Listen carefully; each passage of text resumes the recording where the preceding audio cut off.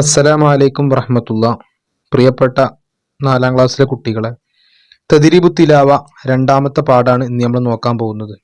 അഹ്കാമുൽ മീമി സാക്കിന, സാക്കിനായ മീമിന്റെ വിധികൾ. അതിൽ രണ്ടാമത്തെ ഭാഗമാണ് അൽ ഇൽഹാറു. ഇൽഹാർ എന്ന് പറഞ്ഞാൽ വെളിവാക്കുക.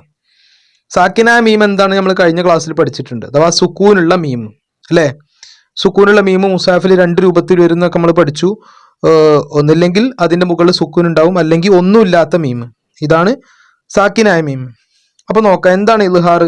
സുക്കൂനുള്ള മീമിന് ശേഷം മീമും ബാവും അല്ലാത്ത ഏത് അക്ഷരം വന്നാലും മീമിന് ഉന്നത്ത് നൽകാതെ വ്യക്തമായി ഉച്ചരിക്കണം. ഇതിന് ഇൽഹാർ എന്ന് പറയുന്നു. അപ്പോ മീമിനെ വ്യക്തമായി ഉച്ചരിക്കുക, അതിനാണ് ഇൽഹാർ എന്ന് പറയുക. അപ്പൊ അതിന്റെ അക്ഷരങ്ങൾ ഏതാന്ന് ചോദിച്ചാൽ മീമും ബാവും അല്ലാത്ത ഏത് അക്ഷരം വന്നു കഴിഞ്ഞാലും എന്ത് ചെയ്യണം? അവിടെ വെളിവാക്കണം, മീമിനെ വ്യക്തമാക്കി ഉച്ചരിക്കണം. ഇവിടെ നിങ്ങൾ നോക്കൂ, അലൈഹിം വ. ഇവിടെ മീമ് കണ്ടോ? സാക്കിനായ മീമ് കണ്ടു. ഈ മീമിന് ശേഷം ഏത് അക്ഷരം ഉള്ളത്? വാവുണ്ട് അല്ലേ. അപ്പോൾ ആ വാവിന് മീമിന് എന്ത് ചെയ്യണം? വെളിവാക്കണം. അപ്പൊ ഇവിടെ ഓതുമ്പോ അലൈഹിം, അലൈഹിം വ, അലൈഹിം വ. ഇനി ഈ മീമിന് ശേഷം ഇപ്പൊ ഇവിടെ വാവാണ് വന്നത്, ഇനി ഇവിടെ വാവല്ല താ വന്നു, അല്ലെങ്കിൽ പിന്നെ ജീമു വന്നു. ഇങ്ങനെ ഏത് അക്ഷരം അഥവാ 2 അക്ഷരം മാത്രമേ ഇതിൽ നിന്ന് ഒഴിവുള്ളൂ, ബാ മീമ്. ഇതല്ലാത്ത ഏത് അക്ഷരവും ഈ മീമിന് ശേഷം, സാക്കിനായ മീമിന് ശേഷം വന്നു കഴിഞ്ഞാൽ അവിടെ വെളിവാക്കണം. ആരെയാണ് വെളിവാക്കേണ്ടത്? ഇതിനല്ല വെളിവാക്കേണ്ടത്, പിന്നെ ഇതിനെ വെളിവാക്കണം, മീമിനെ. അപ്പൊ അലൈഹിം വ, അലൈഹിം ത, അലൈഹിം ജ. അങ്ങനെ എല്ലാ ഈ മീമും ബാവും അല്ലാത്ത ഏത് അക്ഷരം വന്നാലും അവിടെ എന്ത് ചെയ്യണം? വെളിവാക്കണം. അപ്പൊ ഇനി ഇവിടെ നിങ്ങൾ നോക്കുക, ഇവിടെ ഹും മീമുണ്ട് അല്ലെ. ഈ മീമിന് ശേഷം ഇവിടെ ഫീ ആണ് വന്ന് അല്ലെ. അപ്പൊ ഹും ഫീഹി, ഹും ഫീഹി. ഇപ്പൊ ഹുമ്മും ഫീയും കൂട്ടി എന്താ വായിക്കുക? ഹും ഫീഹി. ഇവിടെ ഹും ഫീഹി നോദിയ തെറ്റാണ്, അങ്ങനെ ഓതാൻ പാടില്ല. ഹും ഫീഹി. ഇവിടെ അം പിന്നെ വാലുൻ, അപ്പൊ കൂട്ടി എന്താ വായിക്കുക? അംവാലുൻ, അംവാലുൻ, അംവാലുൻ. ഇവിടെ അംവാലുൻ നോദിയാൽ എന്താണ്? തെറ്റാണ്. പിന്നെ എന്താ ഓതേണ്ടത്? വെളിവാക്കണം, അംവാലുൻ. അപ്പൊ എന്താണ് ഇൽഹാർ എന്ന് ചോദിച്ചാൽ എന്താണ്?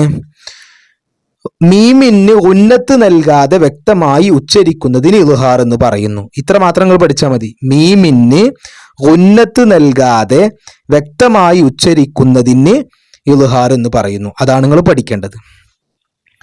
അപ്പോ നിങ്ങൾ ഇവിടെ പഠിക്കേണ്ടത് എന്താണ് ഇൽഹാർ, ഇൽഹാറിന്റെ അക്ഷരം ഏതാണ്. അപ്പൊ ഇൽഹാർ എന്താണ് പഠിച്ചു. ഇനി ഇൽഹാറിന്റെ അക്ഷരം ഏതാണ്? മീമും ബാവും അല്ലാത്ത ഏത് അക്ഷരം വന്നാലും, അറബി അക്ഷരങ്ങൾ നിങ്ങൾ ഏതൊക്കെ എണ്ണിയോ ആ ഏത് അക്ഷരം മീമും ബാവും അല്ലേ, എന്നാ അവിടെ എന്തായിരിക്കും? ഇൽഹാർ ആയിരിക്കും. അപ്പൊ ഇനി നമ്മൾ അടുത്ത ഭാഗത്തേക്ക് പോകാം. സുക്കൂനുള്ള മീമിന് ശേഷം വാവ്, താ, ദാല് എന്നീ അക്ഷരങ്ങൾ വരുന്ന 2 പദങ്ങൾ വീതം പാഠഭാഗത്ത് നിന്ന് കണ്ടുപിടിക്കാം, എഴുതി പരിശീലിക്കാം. അപ്പൊ മീമിന് ശേഷം വാവ് വരുന്ന ഉദാഹരണങ്ങൾ, അതുപോലെ മീമിന് ശേഷം താവ് വരുന്ന ഉദാഹരണങ്ങൾ, അതുപോലെ മീമിന് ശേഷം ദാല് വരുന്ന ഉദാഹരണങ്ങൾ. അങ്ങനത്തെ ഉദാഹരണങ്ങൾ നിങ്ങൾ എന്ത് ചെയ്യണം? പാഠഭാഗത്ത് നിന്ന് കണ്ടെത്തണം.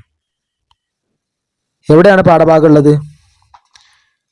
ഇതാ, സൂറത്തു ശുഅറാവും സൂറത്തു നംലും. ഈ 2 പാഠഭാഗത്ത് നിന്ന് നിങ്ങൾ എന്ത് ചെയ്യണം? കണ്ടെത്തണം.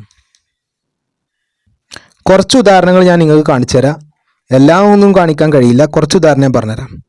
ഇവിടെ ഇത് സൂറത്തു നംലാണ്. സൂറത്തു നംലിൽ ലഅല്ലക്കും തസ്തലൂൻ. ഇവിടെ മീമിന് ശേഷം ആര് വന്നു? താ വന്നു. താവിന്റെ ഉദാഹരണം എഴുതാൻ പറഞ്ഞത്. മീമിന് ശേഷം താവ് വന്ന ഒരു ഉദാഹരണം കിട്ടി. ഇനി മീമിന് ശേഷം വാവ് വന്ന ഉദാഹരണം, അതുപോലെ മീമിന് ശേഷം താവ് വന്ന മറ്റൊരു ഉദാഹരണം. ഇതാ ഈ സൂറത്തിൽ തന്നെ, സൂറത്തു നംലിൽ തന്നെ അം തകൂനു, അം തകൂനു. അതുപോലെ അസ്ലം തു, ഇവിടെ ലാസ്റ്റ് അസ്ലം തു. ഇവിടെ മീമിന് ശേഷം താവ് വന്നിട്ടുണ്ട്. ഇനി നമുക്ക് മീമിന് ശേഷം വാവ് വന്നത് നോക്കാം. ഇതാ താവ് വന്നത് വീണ്ടും ഉണ്ട്. അന്തും തുബ്സിറൂൻ.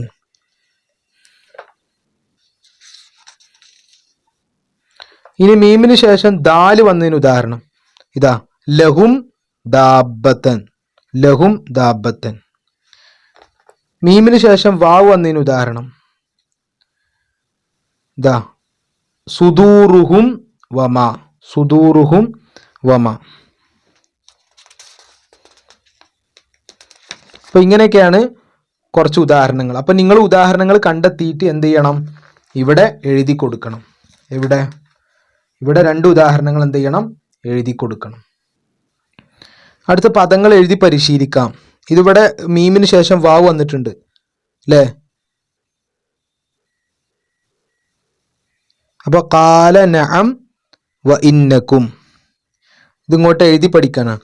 ലഇല്ലം തൻതഹി ഫഹും ലാ യശ്ഉറൂൻ, അഖൂഹും സ്വാലിഹുൻ വഅക്സറുഹും കാദിബൂൻ. അടുത്തത് ഖുർആനിൽ നിന്ന് കണ്ടെത്താം. ഇത് ഖുർആനിൽ എവിടെയാണ് നിങ്ങൾ കണ്ടെത്തണം. ലൗഖത്തിഅന്ന ഐദിയകും വഅർജുലകും അം ലം തകും മിനൽ വാഇളീൻ ഇന്നി ലകും റസൂലുൻ അമീൻ ഇമ്മത്തഅനാഹും സിനീൻ. ഇത് ഏത് സൂറത്തിലാണ്? സൂറത്തു ഷുഅറായിലോ അല്ലെങ്കിൽ സൂറത്തു നംലിലോ?